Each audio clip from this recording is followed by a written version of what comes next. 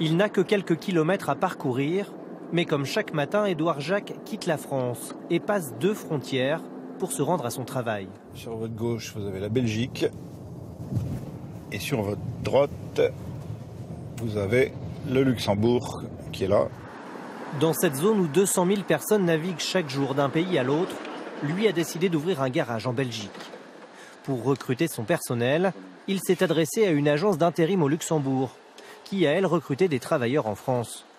Ils sont donc passés sous statut luxembourgeois, puis ont été détachés en Belgique. Un système très attractif pour ses salariés. Déjà, il y a déjà plus de travail du côté du Luxembourg, pour la paye aussi. On est un peu plus payé. Le détachement avantage aussi son patron puisqu'il paye les charges luxembourgeoises, beaucoup moins élevées. Mais pour Édouard Jacques, ce recours correspond surtout à une pénurie de main-d'œuvre. Aujourd'hui, pour trouver un mécanicien, vous avez déjà des difficultés à le trouver. Alors, vous le trouviez au Luxembourg, en Belgique ou en France, on n'est pas dans les stratégies de contournement. Systématiquement, au bout d'une période, ils ont été CDIsés. Malgré un règlement très strict, le détachement produit parfois des situations ubuesques. Comme ces 45 000 Français détachés chaque année dans leur propre pays, en France. La plupart passent par ici, au Luxembourg. La petite ville d'Esch-sur-Alzette concentre à elle seule une 50aine d'agences d'intérim. Mais ici, plus personne ne veut parler de détachement.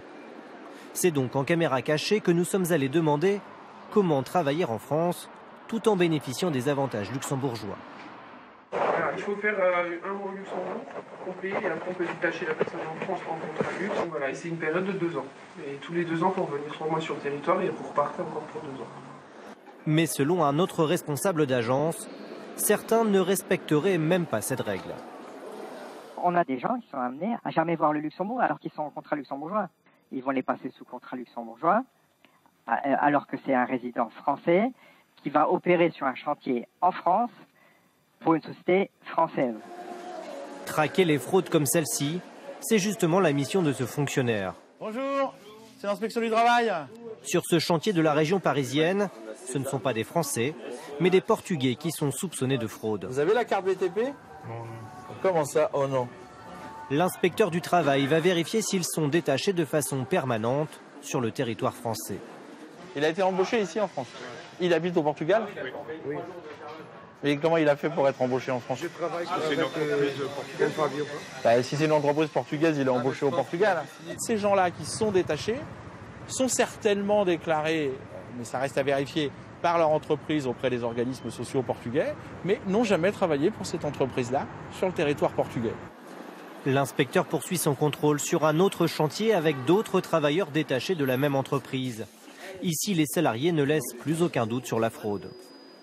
Vous travaillez aussi, vous avez travaillé au Portugal ou pas? Non, pas du tout. Moi, je travaille qu'en France. Moi, au Portugal, je ne travaille pas.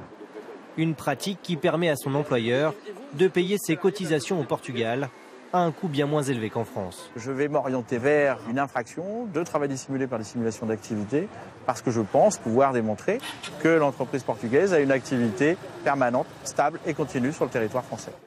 Face à ces abus, la France a décidé d'augmenter le nombre d'inspections de 20 000 à 24 000 contrôles annuels.